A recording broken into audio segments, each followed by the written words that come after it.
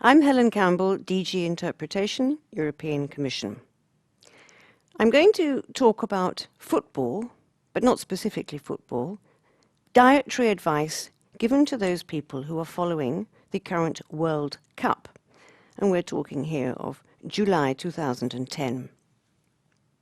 Football lovers, of course, will have been gearing up to this mammoth festival of football for weeks and probably months.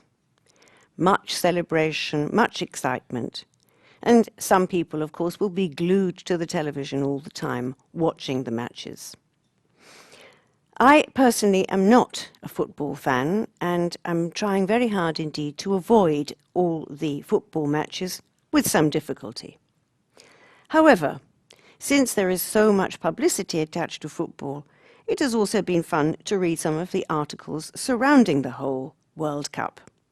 For example, the Foods Standards Agency of the UK has issued a guide, some advice to help you whilst you're watching the match, whether it be in South Africa, or whether it be in your own home, or whether it be perhaps with friends watching a football match all together. It gives 4 pages of advice, and it cost rather a lot of money, £135,000, to put this volume together. Now, it tells you, for example, that you should avoid eating high-calorie foods, such as peanuts and crisps.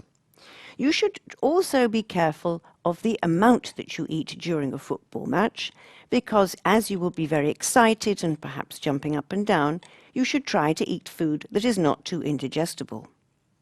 Pizza, it is recommended in this book, is not to be taken. Instead, you should opt for something like a vegetarian curry or perhaps a nice Greek salad.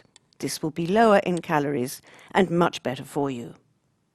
Now, football, as everybody knows, is, for better or for worse, also associated with a good deal of drinking of alcohol, I mean, and particularly beer.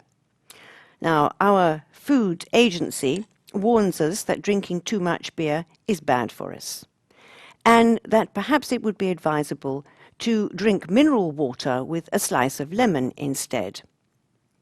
Now, the picture of a group of football fans going to a pub or going to a party, watching a match, watching their team win or indeed lose, and then celebrating or commiserating over a glass of water with lemon doesn't somehow sound to me very convincing.